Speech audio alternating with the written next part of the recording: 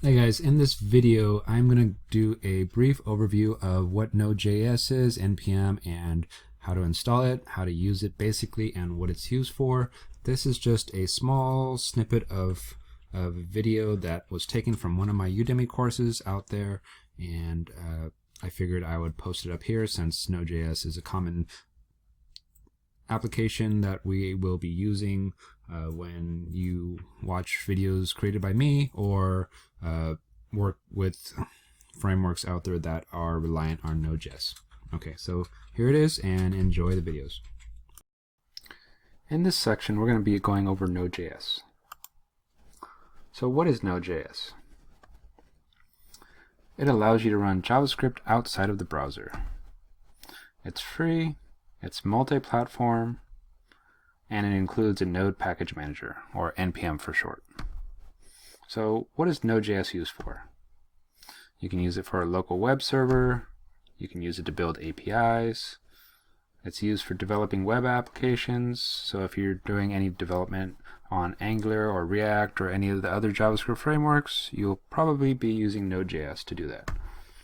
And also for developing test automation. There are several test automation suites out there that use Node.js for running the tests.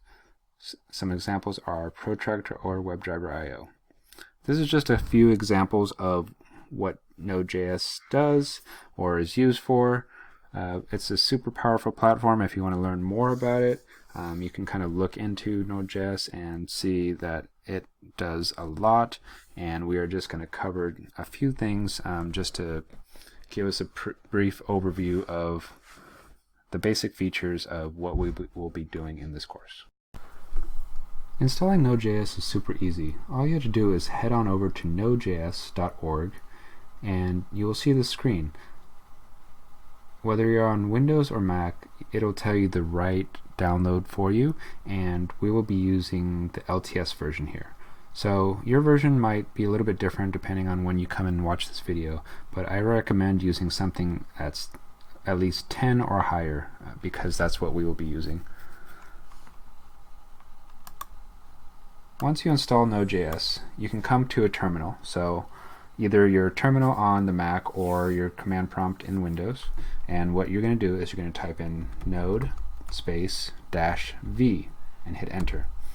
And if you see this version pop up, then you'll know that you've successfully installed Node.js on your computer and are able to use it.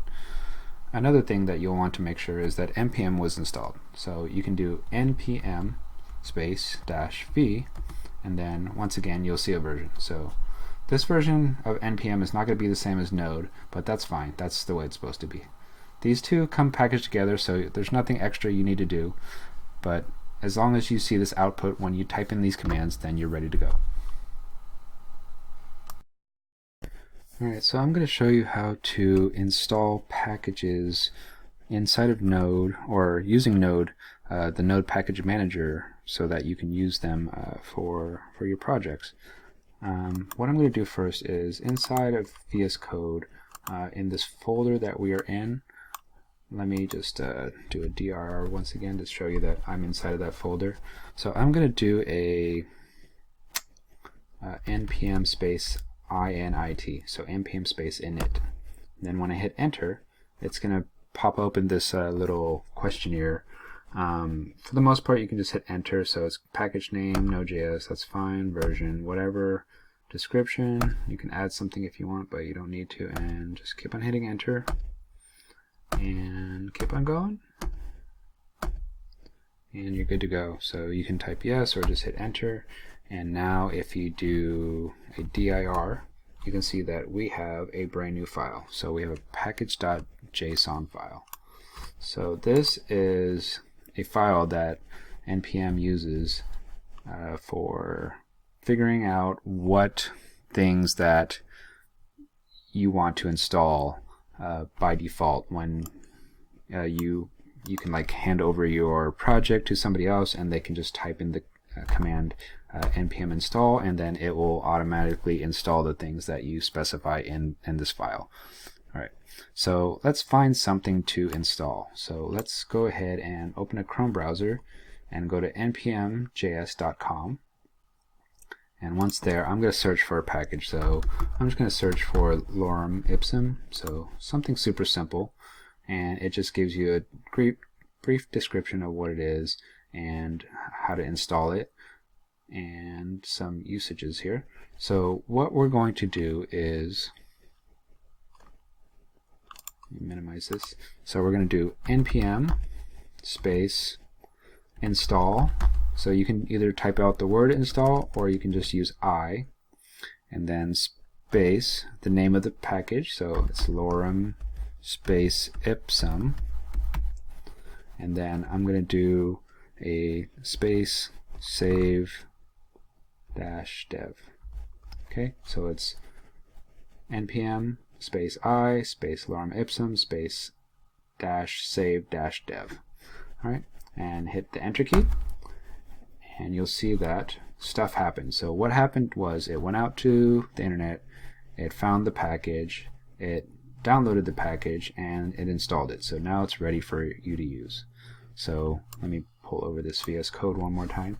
So you can see a few things here. So you can see dev dependencies. This wasn't there a second ago, and now it has a thing that says lorem ipsum.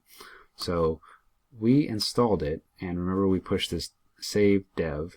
That means that it's a dev dependency. So that means when you are doing development, you are using this package. So the difference between that and doing production is that when you're doing production, you don't need things to be installed on the production server that are only used for development, because it takes up additional resources that you don't need it to do. But for dev dependencies, it will install it for when you're doing development. All right, let's notice one more thing that got created here. There's a node modules folder. So this node modules folder has a few things in here. It has a folder inside of there called lorem ipsum. So this is the actual package that was installed with all the things that it needs to do, whatever it does, and that's installed in there. So let me pull this to the side again, and let me grab that web page for lorem ipsum so I can see how to use it. So let's try this out. So it just says lorem ipsum -- version, just to kind of see if things are working. So we can do we're going to do lorem ipsum -- version. Okay, so that's not going to work because we installed it into this directory and we need to tell it how to access stuff. Alright, so let's go ahead and execute some of these lorem ipsum commands here. So let's just try doing what they said here. So lorem -ipsum -- version. Okay, and it says lorem ipsum is not recognized as an internal or external command. This is because we did not install it globally. So if you install it globally, that means that you can execute the command from anywhere on your terminal, any folder, and then it will know what to do. But we installed it locally, so we have to tell it exactly what file to use for the execution. So we can do / and then node modules / .bin and then / lorem ipsum. Okay, and then if we do -- version, now you can see that we get the version. All right, so let's try something else out here. So we can do one space word, and then we got a word. Let's do one space sentence, and then we got a sentence. So we can see that this package is working and it's doing what we want it to. But what if we wanted to install this globally instead of locally? So we can do that. So first of all, let's uninstall it. So let's do npm uninstall lorem ipsum, and then just basically the opposite of what we did. Okay. So that is done. So if you take a look at my package.json file now, you can see that lorem ipsum was removed. And let's clear screen here. And then let's install this globally now. So npm space I, and then we're going to do -g, and then we're going to do lorem -ipsum, and then -save -dev. Okay, and once again it installed, and now let's try this command, lorem ipsum, and then let's try one word, and that worked. So now it's working globally, so we don't have to add all the extra stuff in here.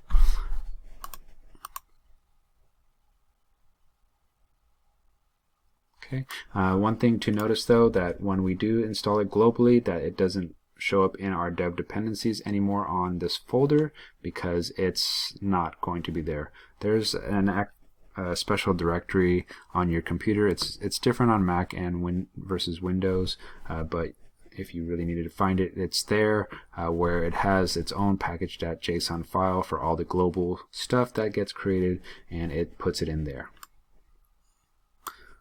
Alright, so let's do one more thing. So let's uninstall this right now, because we don't need that.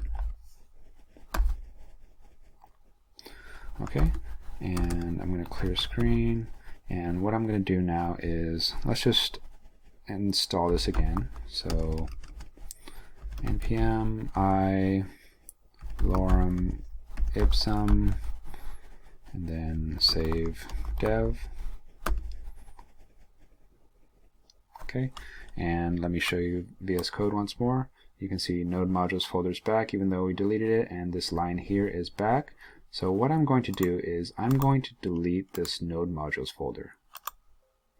So delete, and you can see it's gone, and what we're going to do is make it reappear by doing npm install, and that's it. So you can see it installed something, and if you come back over here, you can see the node modules folder is back once again, and that lorem ipsum package is back once again also. The reason being is that when you do npm install, it's going to look for the package.json file, and it's going to install whatever it tells you to. So whatever is under dev dependencies, it would install all those packages again. So like I said, if you were to give your project over to somebody else, you don't want to give them this node modules folder, because it's just a bunch of files, and it just makes your package really big for sending people large files, and that's not what you want to do. You just want to send them the bare minimum code, and then they can run the npm install command to get the latest version that you specified of whatever dependencies that you need. I'm going to quickly demonstrate how to execute JavaScript inside of Node.js. So there's a few ways to do it. First way I'm going to show you is to use the command prompt or the terminal, and all you're going to do is type in node and hit enter. And you'll see that the prompt changed to this little arrow with the blinking cursor there. That means that it's ready to take in JavaScript. So we can do a console.log and then just say hello and hit enter, and you can see that it logged out hello, just like it would. And that's pretty much it. If you want to exit out of this interactive mode, you can do Control-C, and then it'll ask you to do it again, and now you're back to the regular prompt. If you're on a Mac, you would do Command-C a couple times. It does the same thing. All right. Another way to execute JavaScript, let me clear the screen real quick, is to actually create a JavaScript file. So I have VS Code open here, and I'm just going to create a file. I'm going to just call this index.js. So it's just a JavaScript file, and then I'm going to once again do that console.log of hello and save. And now I need to actually point my terminal to that path. So let me grab this path here.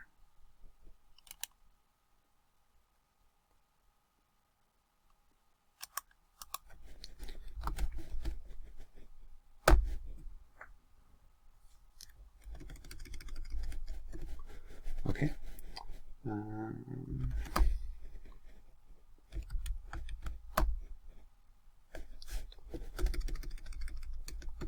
There we go.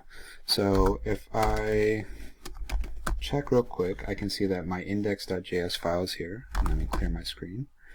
And I am going to type node index.js. And you can see that it executed that JavaScript, and now it says hello.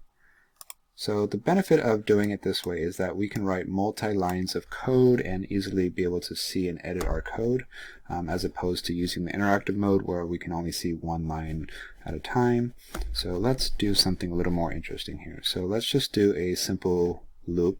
So we'll just do a for, and then let I equals 0, and then I is less than, we'll just say 10, and then I plus plus, and then we'll just console.log I.